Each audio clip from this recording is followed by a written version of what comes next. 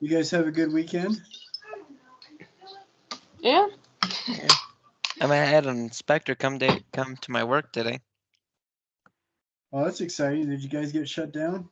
No, Maybe next time. you're darn. Good to see you, Mitch. Good Hey, to be here. today. Excellent. Now, Katie. I know you have work and stuff like that. Is 8 o'clock better? Yeah, honestly, like even 7 would work. Okay, because I was having issues today, and that's why I had to switch it to 8 o'clock. But if 8 o'clock is going to be better um, for you and Mitch, then I will keep it at 8 o'clock for the rest of the term. Nice. So I will make that switch as soon as we get off the line here. If I I could remember, potentially do 7 as well, if that works what's that? for people. I'm sorry, I was just saying I could potentially do 7 as well, unless I understood that wrong. No, I'm thinking for me, I can do either 6 or 8, and 6 is becoming a problem. So 8 is going to Or be better. sister. Oh, sorry, my mic was on. Yeah, sounds good. Okay, excellent. Yeah. No, I have been grading. I've been catching up with that, and I just embarrassed myself. I gave somebody a really harsh critique on one of their essays because I was grading for a different assignment. And she said, I don't know what I did wrong. And this is just like a minute ago. And I felt like an idiot. So I went back and I gave her extra credit. I'm not an idiot, but I do play one convincingly on TV. I am. I'm really excited with how well people are doing with their stuff. I am. Let's see. I'm going to try to finish getting everything graded tonight and tomorrow morning, so everybody knows where they're at. I've been doing all the sculptures up to the paper mache and color tile are done, and so I'm going to work on that tonight and get that done. But I wanted to share with you what people are doing with their artistic critiques and stuff. And several people have been turning those in. People have been turning in their PowerPoint presentations. We've got a couple. So I'm wondering if it's okay with you guys. I'll answer whatever questions you have. And then I wanted to share with you what people have turned in for the peer and self reviews, as well as the PowerPoint presentation. Is that okay with you guys? Yeah. Okay. Excellent. What questions do you have first? And we'll revisit, and if nothing comes to mind, don't worry about it. We'll watch these and then you guys can ask questions. Okay? Alrighty. I don't think I have any questions right now, but Okay, I'm going to do my best to share this.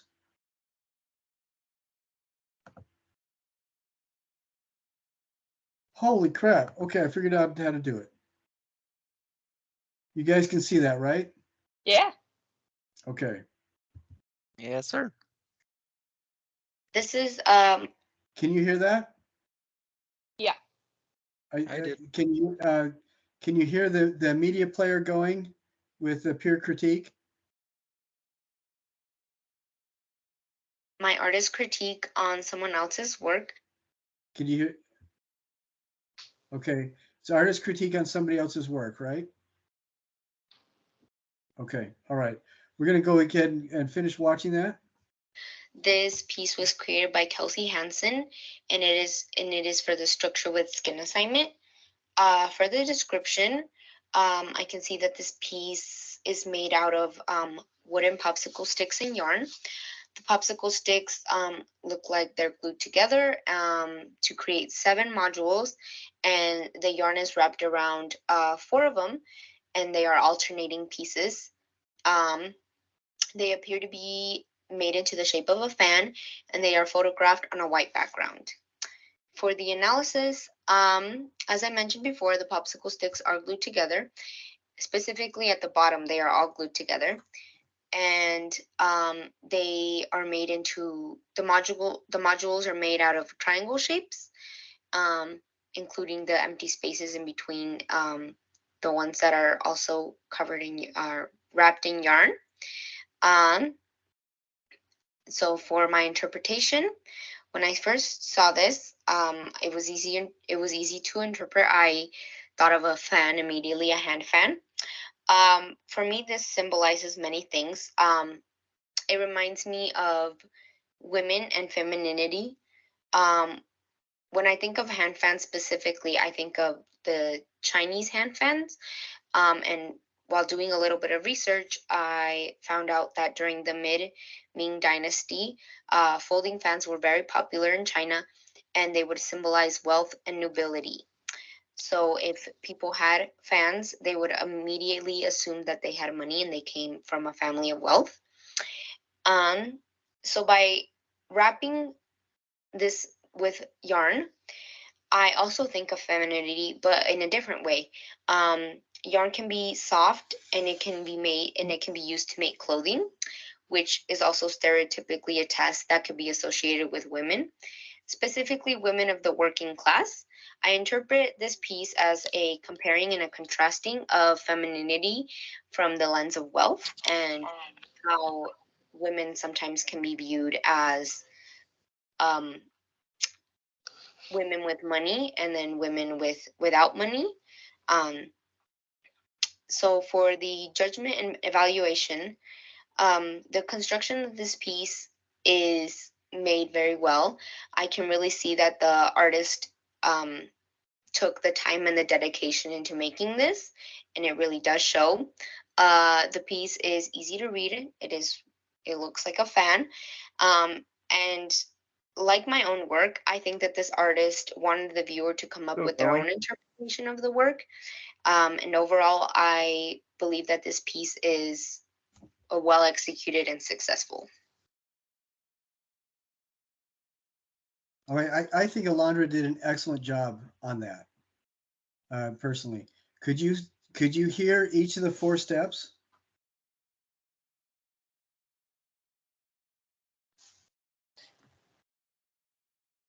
I definitely noticed the first 2.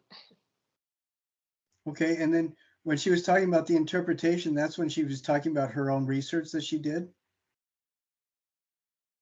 And then at the end, she said judgment and evaluation. So I think whether or not you say each of the areas that you're doing, I think that what Alondra did is excellent because she was very articulate in the particulars that she was sharing. And I think that's probably the most important aspect of this. Whatever you're observing, you're articulate with the elements that you are sharing. Whether or not you like the work, I don't really care, honestly, because what we need to do is be able to articulate and point out what we're seeing. And whether I agree with you or whether you like it or not, doesn't matter. It's all how you articulate. And to be completely honest, you can use slightly different words and make it sound incredibly positive, even if whatever the artwork is makes you want to vomit. And I had that experience earlier today in another class where we were showing some work. After talking about it for a while in glowing terms, I let everybody know that it made me nauseated. Not for this class, for a completely different class. Okay, here is another Hello, one. everybody. Can you hear this sound?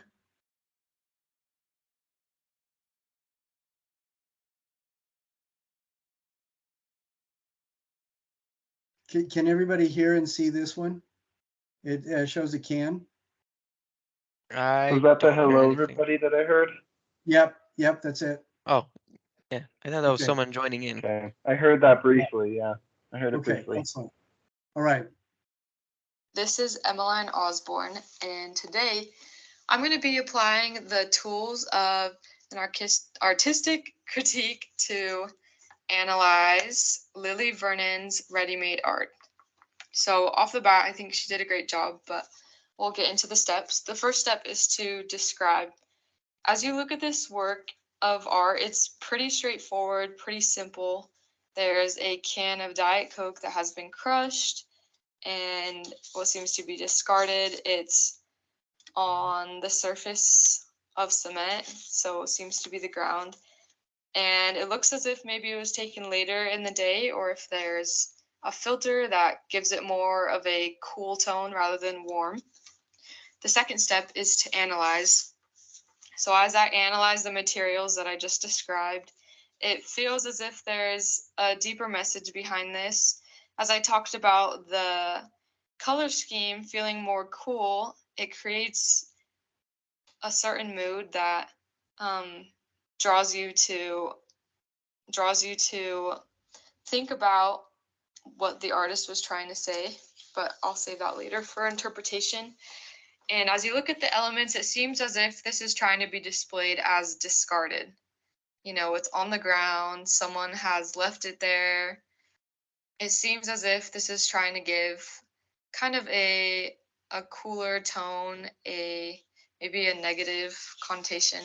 So as I go to interpret all of these things that I've analyzed and described, I feel like there's a lot of meaning and purpose behind this ready-made, which is super interesting because it's so simple. I feel like the artist is trying to hint at our world and how we kind of live in a consumeristic world, maybe hinting at the amount of trash that we produce as humans. This art is very relatable for a number of reasons, and I find it interesting that we can relate to both the good and the bad of this piece. As you think of relating to the good, you know, you can think about, man, like I need to think about all the people. I guess I should say you can relate to both sides, not good and bad, but both sides, as in you can see, wow, like it's sad that some people treat the earth that way, or maybe, you know, things along that side. And then I also find it interesting because it calls me to action personally as I think about, okay, well, how do I create trash? How much do I produce? Should I be better? And so I find it super interesting that it calls to action, and it also makes us stop and think and evaluate ourselves. So as I go to evaluate this piece of work, as I mentioned in the beginning, I think Lily did a great job. She took something super simple and made a huge statement that I think a lot of us can relate to. All right, I thought that was really well done too. And I particularly appreciate how the person speaking talks about their own personal or how the work impacts them personally, you know, their own personal thoughts about it. I thought that was really well done.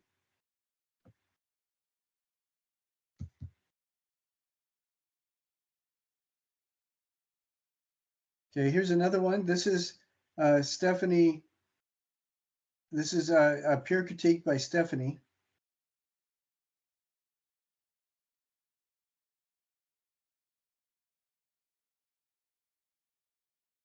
Except I'm not getting any sound.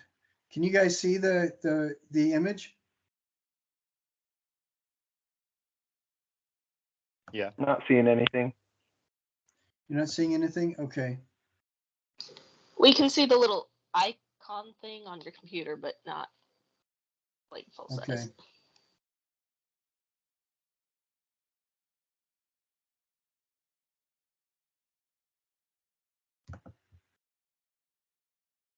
Okay, you should be able to see it now, do you? Yep. Okay. Yep.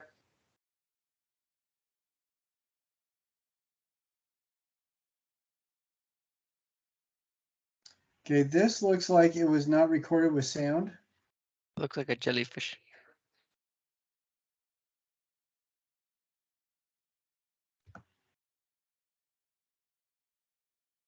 Okay, so this one is going to have to be redone with sound. It looks like because we can't hear anything. Okay, so that is something to watch out for. Just before you turn it in, just double check that the sound is active.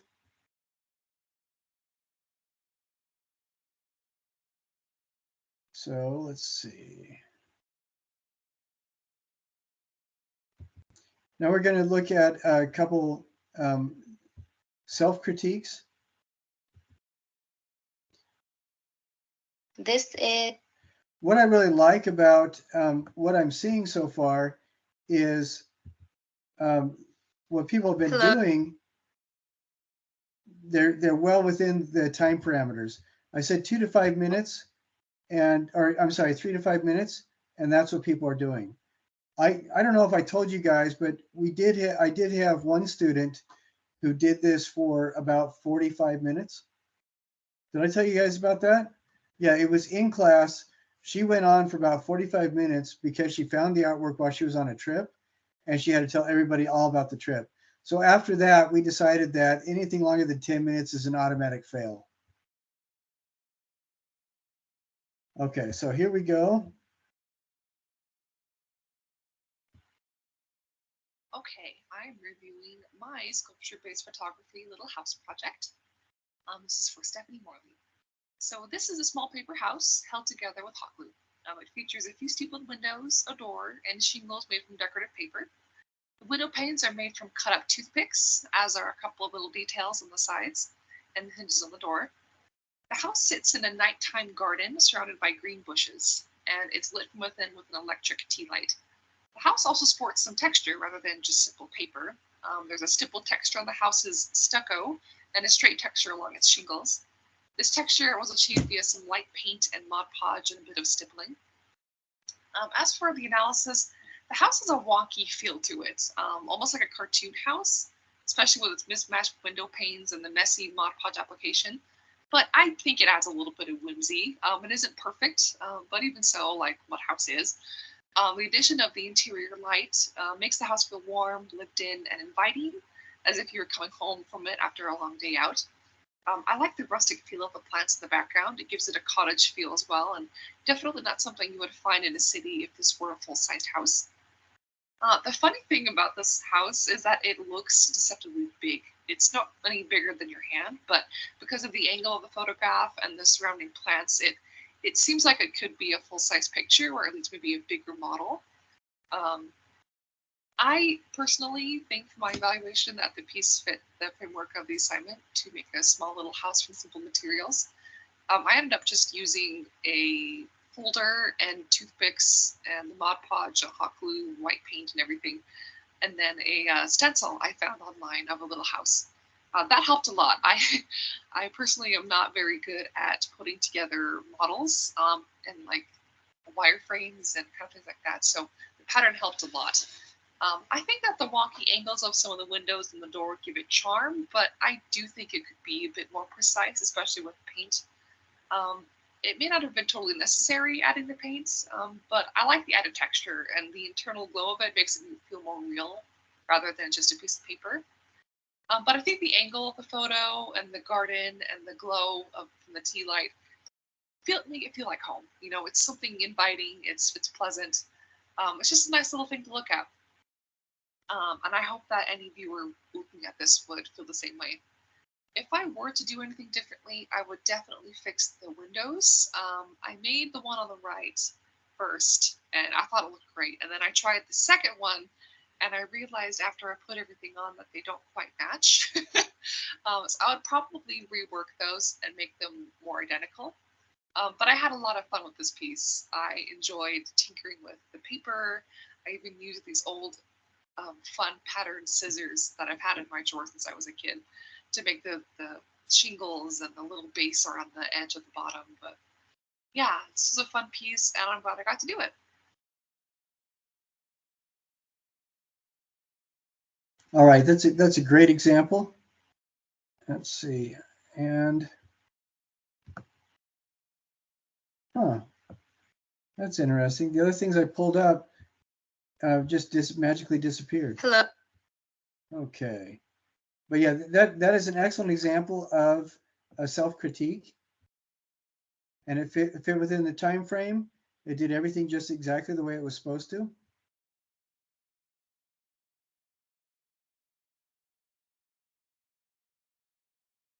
So now we're going to go to the next one. Hello, everybody. This is Emmeline Osborne, and today I'm going to be going over my own art or structure with the skin for my artistic critique. So the first step of this is describing. As I look at this, I can see that there were some, I think they're called stirring sticks. I'm not sure the correct name, but some sticks, looks like some folder paper and some tape. To create this structure, I can see that there's 4 almost modules to this that are each identical and have been pieced together. The second step is analyzing. So as I mentioned before, the materials are pretty simplistic. As you can see, the folder paper, the tape, the sticks. And I think that the effect that this has is it definitely looks like a school project in the way that it gives a homemade feel, with the materials that were used in the mood. You can tell that it creates a sense that someone took time to build this, so this was crafted. The elements are super unique, as well as you notice that there's 4 identical modules as mentioned above, so this was thought out and planned. Each module was made the same. This must have taken some measurements. The next step I would like to talk about is interpretation. So as we all know, there was an assignment for this. So when interpreting, it's pretty interesting because we know that there was rules assigned to this. So symbolically, it might not have a ton of symbolic ties, as there's nothing openly that represents symbolism. I think when trying to analyze what the artist is trying to say, I would say that they were given set of rules and they took those and they created something unique to themselves.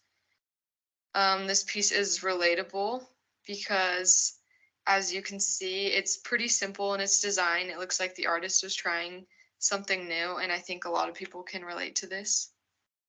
The last step is to evaluate the work of art.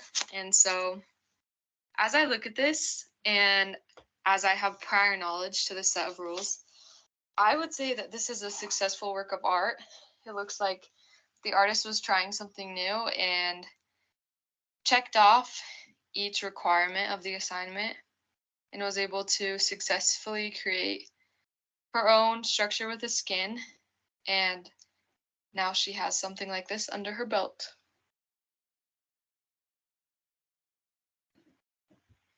But I think that was another great example of the kind of thing we're looking for. One of the things that I really like about it is that Emmeline she took me seriously when I said, pull yourself out of the equation and pretend you've never seen this before, because she talks about the artist in the third person. And sometimes that really helps, especially when we're looking at our own work. We are always going to be our own worst critics, our own harshest critics. And it is a really good idea to get into the habit of trying, when you're looking at something, to try to pull yourself away from being the person who did it, and just look at it as if a complete stranger made it. And she did a really good job of doing that. Okay, so this is the last one we're going to look at. This is the artist critique on my own work. I chose to do the wire sculpture. So for the description, I can see that there is a sort of material, looks like a black metal wiring.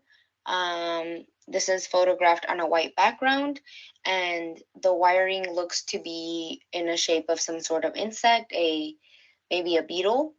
And there are also some shadows at the bottom made by the form. Analysis.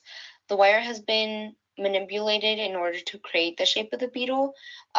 Upon closer inspection, I can see that the wire has been twisted and bent in specific directions to achieve this. For example, on the body, it looks like it is some sort of oval shape, and there are also some vertical wiring that is wrapped around. This could be for support or just to illustrate the form more, or both. There are also some tiny little knots in between the body. This could also be for support as well. It is also shown on the head that there are some knots in between the wires, and one of them looks, and two of them look like they are touching the horns that are at the top of the head. And then for the legs, it looks like the artist used a long piece of wire and twisted it onto the body, and then twisted it multiple times to create the legs. Interpretation. Beetles and bugs are often feared by humans, but when I think of beetles, I am fascinated by them and I want to learn more about them. By doing some research, I found that this looks to be like a stag beetle due to the pincers that are coming out of its head. Stag beetles use their pincers as a defense mechanism against other insects, by intimidating them and making them look larger than they normally are.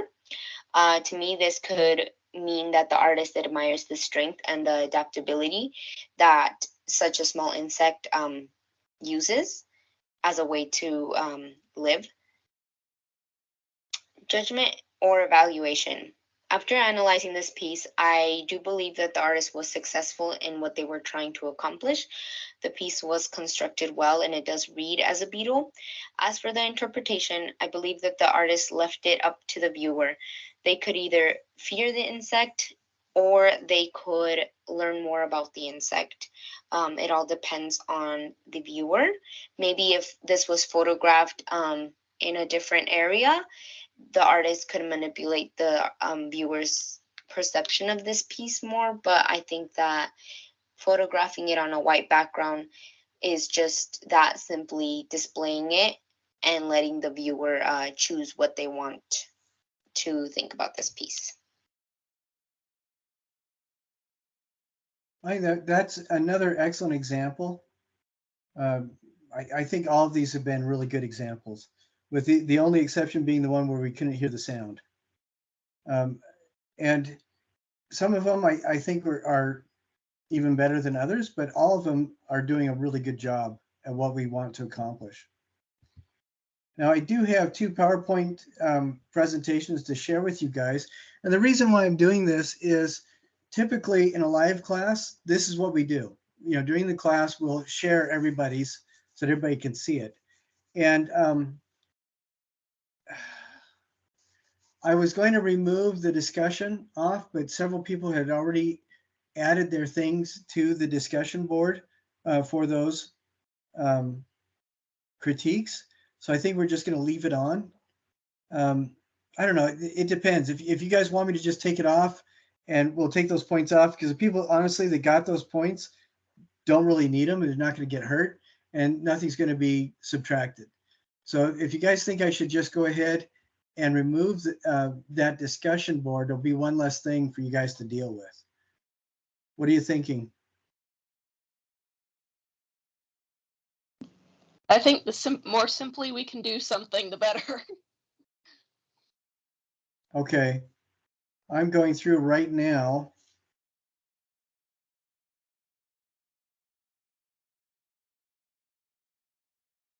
My eyes are glazed just because I am looking at, oh, I'm trying to find the, applying the tools of artistic critique. There we go.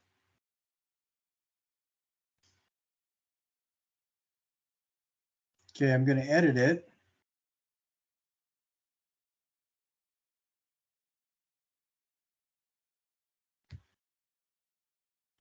Oh, I'm not going to be able to edit it. I wonder what I can do.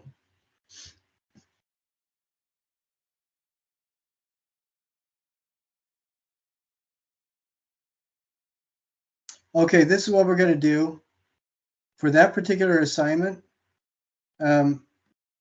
you guys are not going to be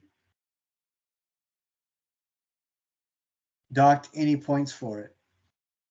And I think what I could do, okay, hold on a sec. I think I can fix this.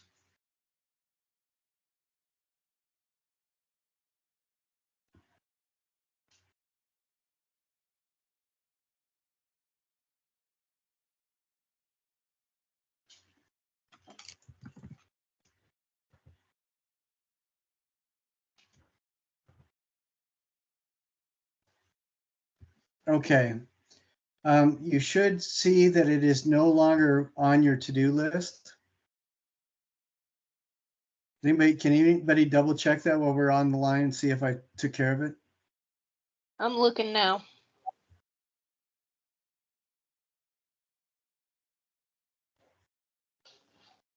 Let's see.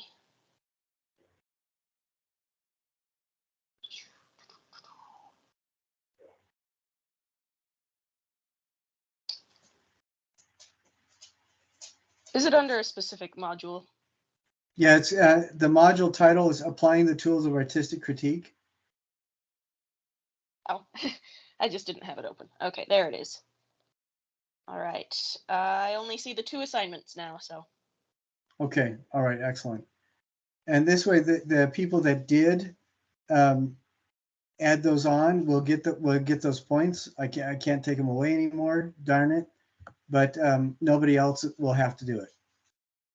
So, and then what you do have, if you go to your if you go to the YouTube channel and look at this up later, you'll see our channel, and on that channel is a link.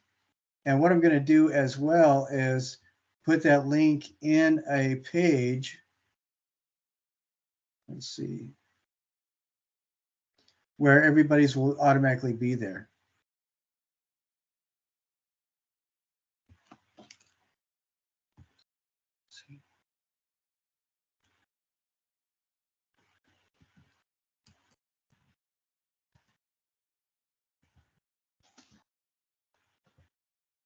Okay, so I'm just going to create a page, and the only thing in this page will be a link to so that people can go to it. And I will finish putting that together right after we're done. So let's see.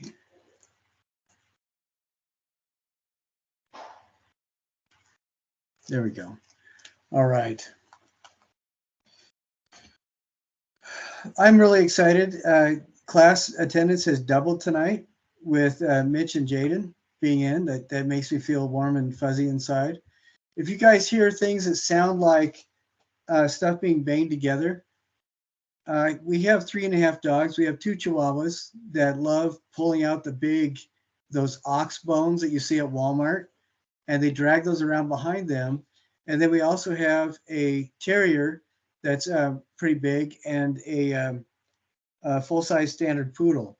And both of them think it's really great fun on the hardwood floors to throw bones around. So it sounds like we have workmen redoing the roof while I'm talking. So if you guys hear that, that's what that noise is. You're going Just to in tell case us you're you have wondering. dogs and then not show us the dogs? Yeah, pretty much. They're embarrassing. They don't know how to behave.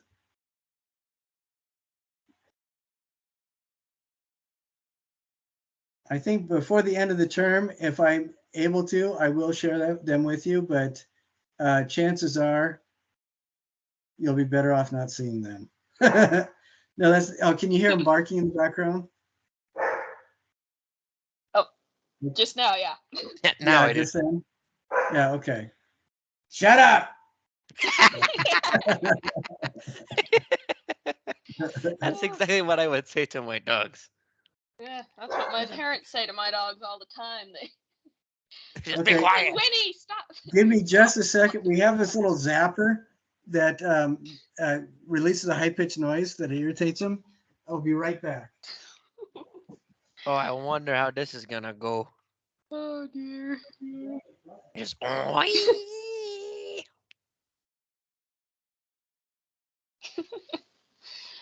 Just hear a high pitched squeal and then silence.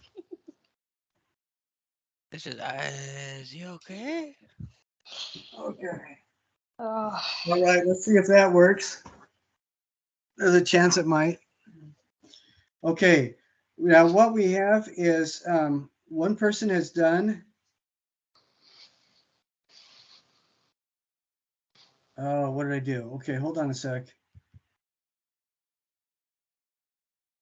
Okay, one person has done a report on Anish Kapoor. Another one has done a report on Janine and Tony.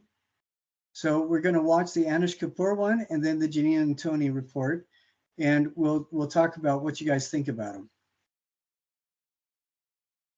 Okay. For my artist research presentation, I decided to study Anish Kapoor. Anish Kapoor is a British Indian sculptor, primarily known for his installation and conceptual work. He was born in 1954 in Mumbai, India, and he moved to London in the 1970s to study art at the Hornsey College of Art. In his career, he's made dozens of solo exhibitions and commissions across the world, and won a Turner Prize, the Genesis Prize, and many more. He also received a knighthood in 2013 from Queen Elizabeth II. He lives and works in London to this day, and he's the inventor of the blackest black pigment on the planet, known as Vanta Black. In 2014, Kapoor worked with a company called Surrey Nanosystems, an industrial company in the UK. They made the blackest pigment on the planet, originally for the aerospace industry. But when Kapoor saw what it could do, he wanted to use it in art. He found that Vanta Black absorbs so much light that it looks 2D even when applied to a three-dimensional object. And it's so effective at absorbing light that it is illegal to paint a car with it. You have to have special equipment to even use it. And Kapoor actually trademarked the pigment solely so he could use it.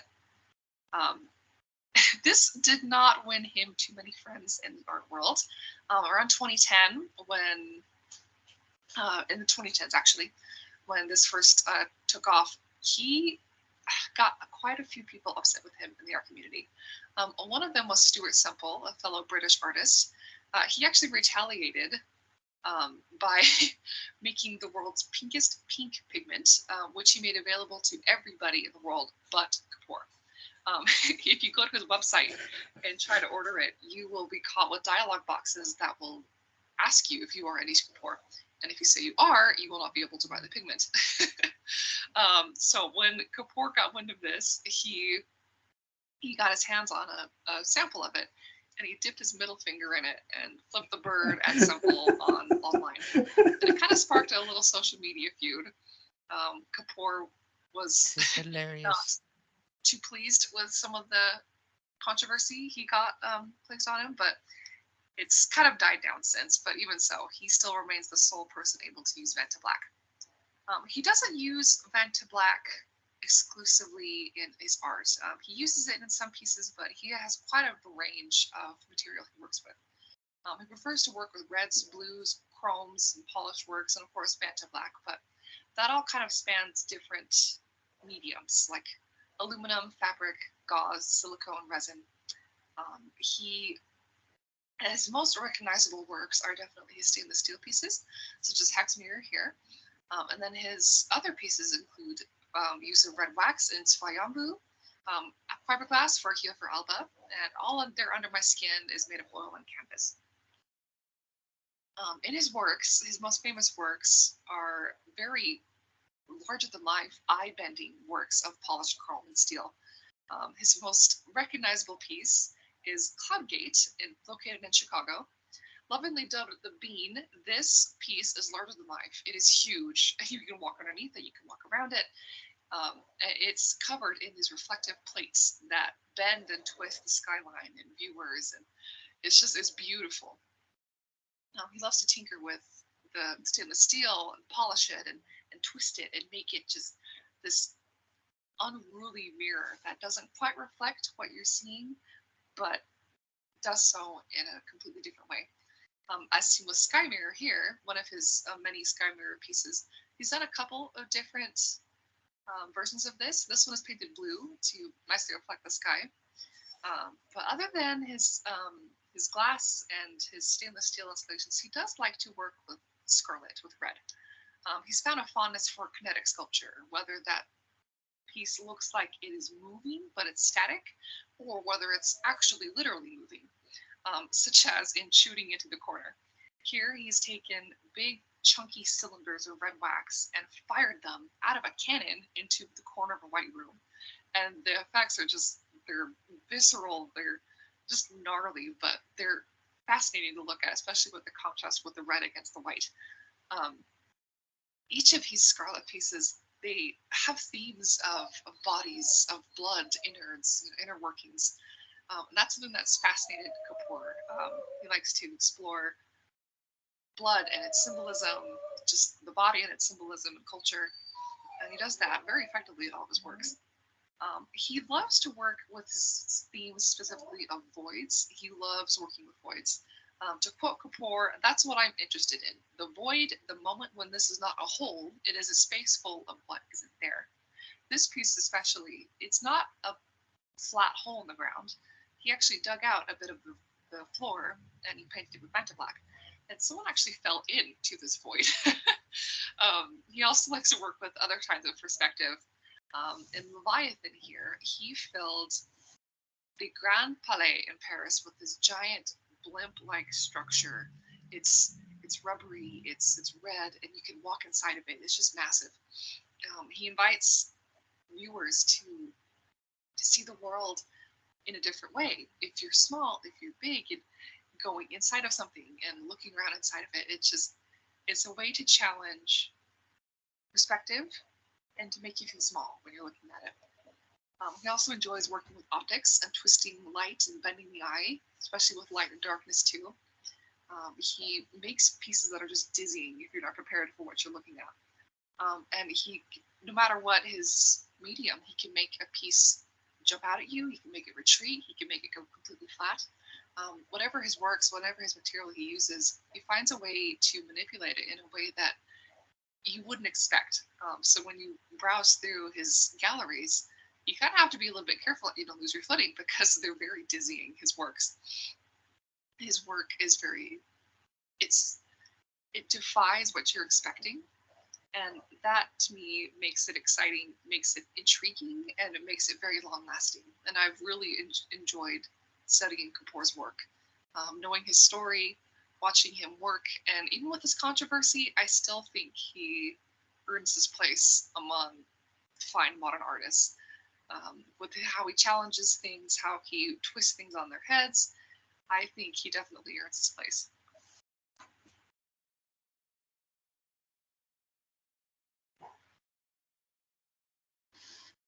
I think that's really well done. I think it's kind of funny to find out about that feud. I knew a little bit about it, but I didn't realize how serious the whole pink thing was. The pink and black. Because I remember reading an article where the guy said he trademarked it specifically to ensure that everybody in the world could have access to his thing, and I didn't realize that it was except Anish Kapoor. I think that's pretty funny. Yeah, that's one of my favorite, like, artist on artist beefs. Like, it's just so ridiculous, and I love it. Yeah, it is pretty funny. Okay, now that one was what I really liked about that is the individual who did that shared with us several personal reflections on this. Why they liked different things, why they thought some things were funny, talking about some personal reactions to the artwork and everything, why they liked it, what they thought was most interesting about it. I thought that was really well done. And then it was on the last slide, they had several, instead of the 5 required citations, they included several others. And that's kind of fun for me to see too. But, well, no but about it. I think that was a really good report on Anish Kapoor. And it was done just exactly right with the PowerPoint slides and the voiceover. So the next one we're going to see is the second one that we have available.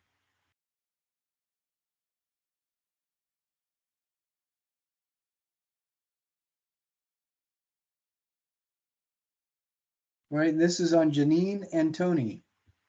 Janine Antoni was born in Freeport, Bahamas in 1964. She received her Bachelor of Arts from the Sarah Lawrence College in New York and earned her Masters of Fine Arts from the Rhode Island School of Design in 1989. From there, she moved to New York with a few of her peers and began her work as an artist.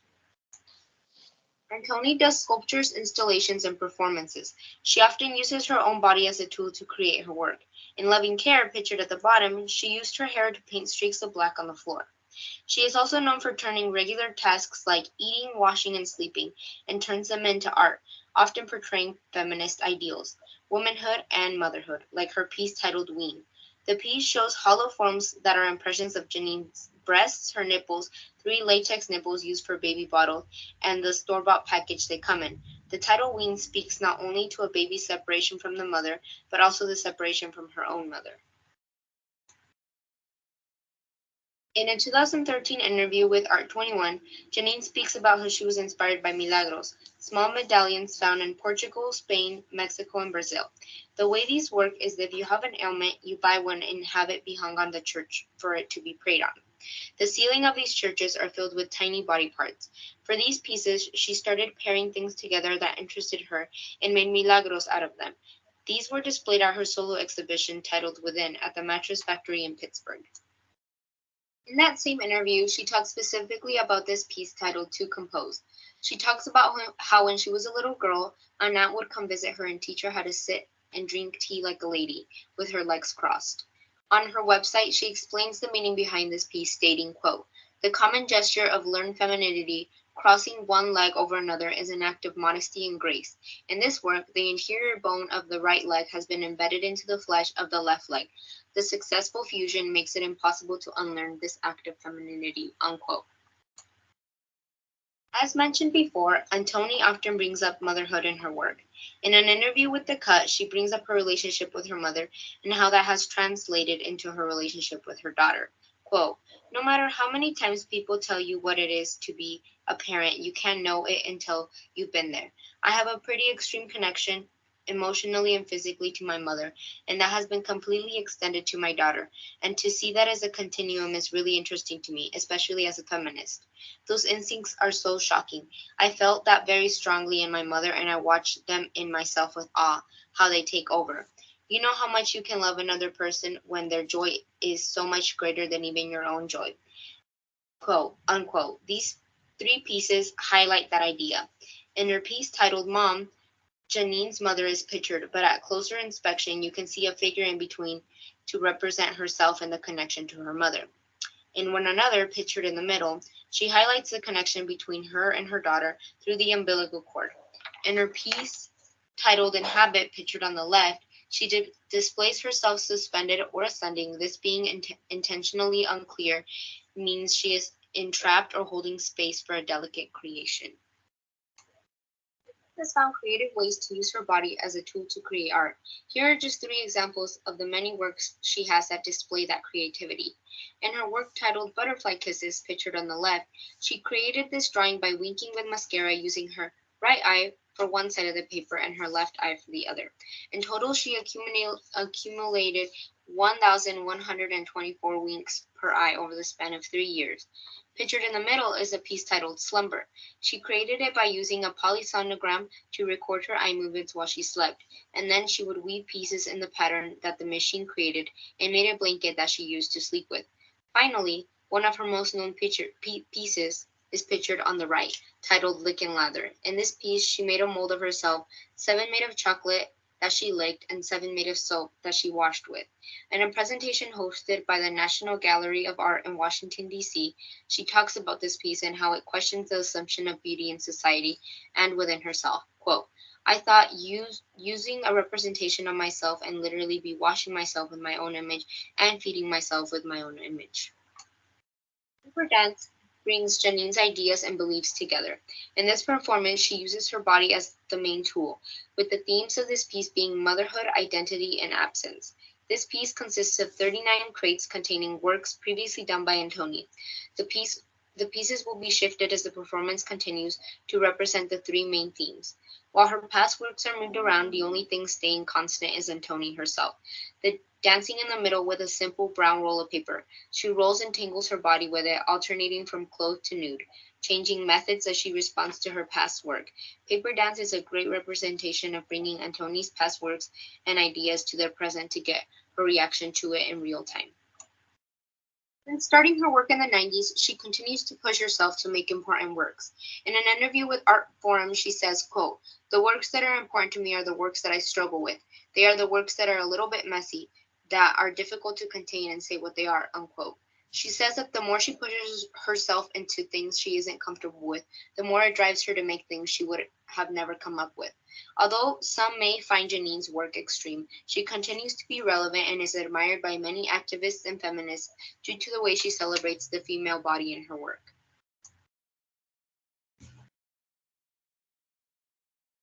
All right, I thought that was another excellent example. I mean, she's sharing with us a lot of the things that she found, and she's reading quotes directly from these articles and stuff. And I thought that was really, really well done as well. Both of those are excellent examples. Well, I told everybody for the self-critique and peer critique that I would give the first three people extra credit. What I'm thinking right now is, and I'm hoping you guys are okay with it. I'm thinking if, you know, these three things, the PowerPoint presentation, I'm sorry, these two things, the peer and self-critiques, if you guys get those turned in before Thanksgiving, before Thursday, I will give you extra credit on them. So, you know, whatever of those you guys are able to turn in, you will get extra credit on.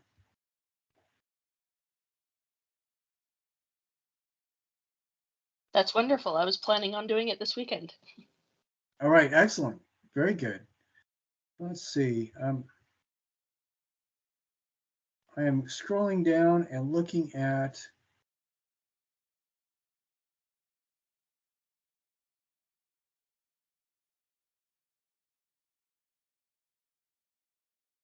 all right, excellent. Okay, great. Yeah, so that's anybody who gets that done before Thanksgiving. Let's see, when is Thanksgiving? Next week. Next Thursday, I think. I'm looking for a specific date. Okay, if you get it done before the 23rd, you'll get extra credit for those two, the two reviews. So, and that's, hopefully everybody will watch this, because since you're required to watch it, I will count it as my notice given to everybody. Okay.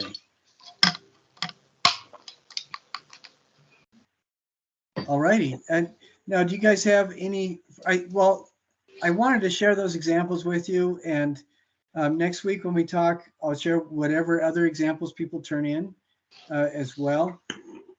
Do you guys have a pretty good idea of what we're looking for? I think that were all excellent examples. You know, and of course, if you do service learning, your process is going to look a little bit different. What is a little bit interesting to me is, I don't know if interesting is the best word, but I wanted to do the service learning component to give people an opportunity to do that. And we also have the research component. Most of the time for the research is dedicated to producing that deliverable. And most of the time for the service learning is in doing the actual service.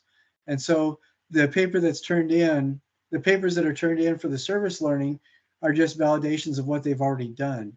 And it's been interesting because almost everybody, all the students understand that. You know, they're parallel projects, and you're not doing the same thing. And I really appreciate everybody's understanding of that. Okay, so what I'm going to do as soon as we're done tonight, I'm going to start the process of putting these online so everybody can see that. For the PowerPoint presentations, Okay, hold on a sec. Let me look at this really quick.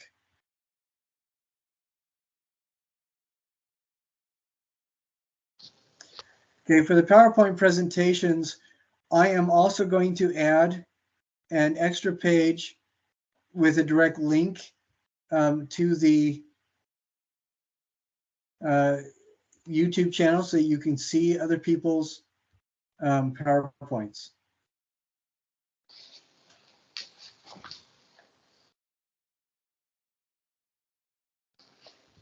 But you guys, nobody has to put them onto a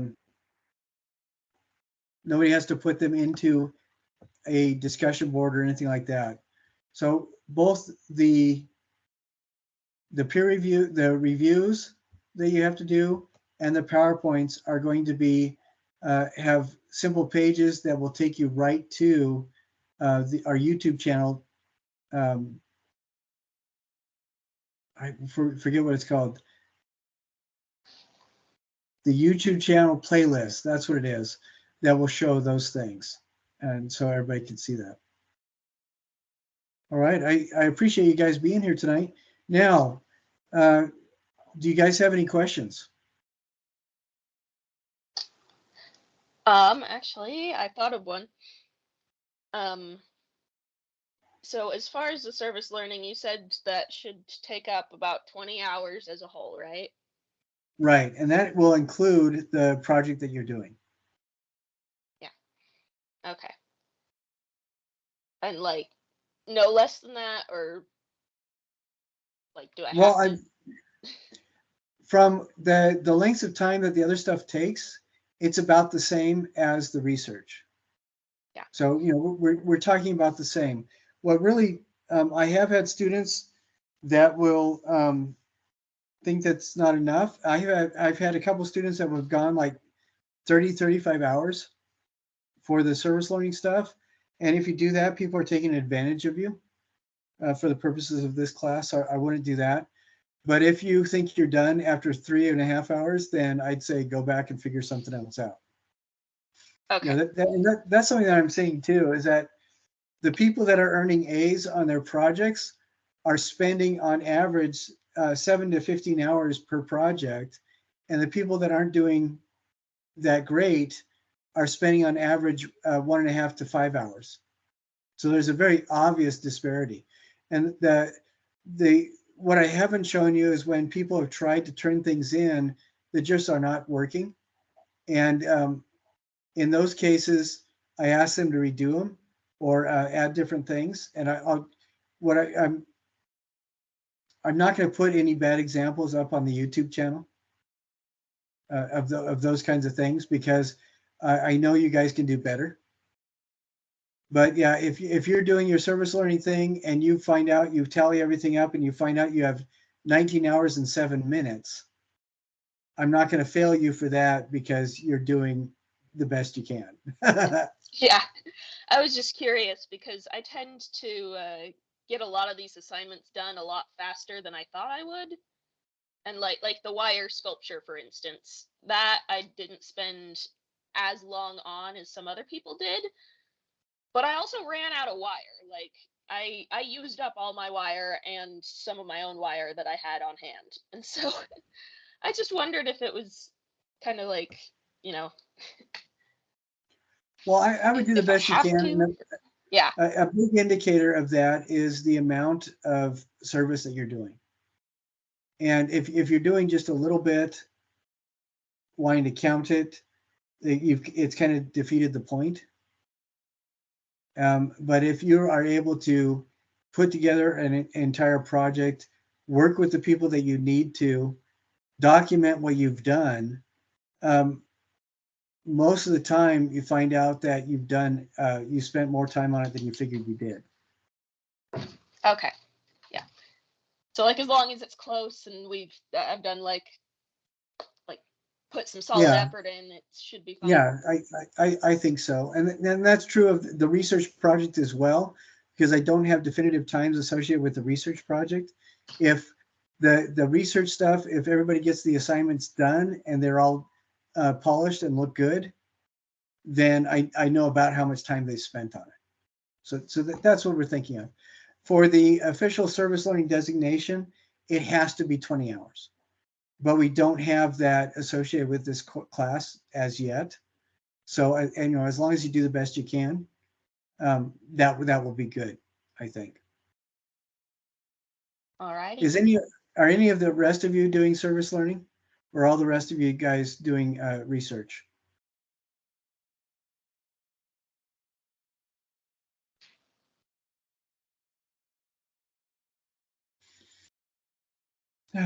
Well, I'll take that as a definite, I don't know. No, but yeah, for everybody doing, I think you'll find out that with all the research stuff, you spend about 20 hours, and with all the service learning stuff, you're spending about 20 hours or more. You know, when you get down to it, and I know that just because of teaching for 20 years and seeing how people work. So, all right, any other questions from anybody? That's an excellent question, Katie. Thank you. Any other questions? Nope. All right. Then if, how about Jaden and Mitch? Are you guys good? Yeah, good. Thanks. All right, great. So like I said, I'm working on finishing up the grading and everything and getting that caught up. If anybody is getting a 0 or they are not happy with the score they got on a quiz, these quizzes are all, you can take them 40 different times if you'd like to. Ideally, you won't have to. Ideally, you'll look at which answers I said were wrong and just redo those ones. But if you wanted to, the option is there. And I know Jaden had emailed me earlier and said, I aced this quiz the first time around, but can I please take it 20 more times? And I said, sure, go for it. So I'm kidding. You never did that. But any of the things that you don't get a perfect score on, you can redo and turn in again. All right. So I do not have any problems with that whatsoever. And if there's any things that I'm saying that you don't agree with, let me know. Like I told you about the one assignment where I graded the assignment for the wrong assignment. And the person immediately wrote me back and said, I don't understand what I did wrong.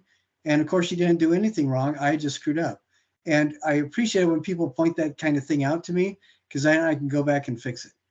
Another thing, if you do have to redo a question on a quiz, a simple way to do that is to just add a comment. And on discussions, you can also add comments. When you do that, Canvas does not always notify me. So when you do that, email me and let me know so I can go back and fix the grade. All right? All right. Well, if you guys are good, thank you. If you guys are good, we will wrap this up and I will see you next Wednesday.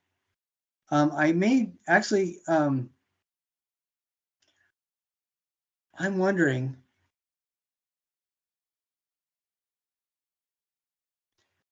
I don't know if we'll be able to meet next Wednesday or not. If we can, it'll be later. If we can't, we might have to meet Monday night. And I don't know if anybody will be able to make that. If we do, it'll be Monday night at 8 o'clock. And if that's the case, I hope you guys can make it. If not, I will just share with you what has been turned in and regarding the presentations. And then I'll just send that to everybody to watch, to get credit for attendance. So if you guys can make it, I'm thinking it really depends on where I'm going to be, if I'm going to have internet access. We finally, after almost a month, were able to get everything coordinated. So we finally got internet access in our home again, which has been really nice. That has been a journey, and I will share it with you at another point. But finally, I have access, and finally I can do stuff, which is awesome. I'm finding out that there's a lot of emails that I completely missed because, well, for whatever reason, our spotty internet made it so that I couldn't see most of the emails. I don't know why. I personally think it probably has more to do with user interface than the technology, meaning it was my fault. All right. Well, I appreciate you guys. I will see you guys next week. I hope you have an excellent weekend, and I look forward to hopefully if you guys can make it Monday night, that'd be awesome to see y'all again. All right. All right. Oh. See ya. All right. We'll see you guys later. See ya. See ya. We'll see.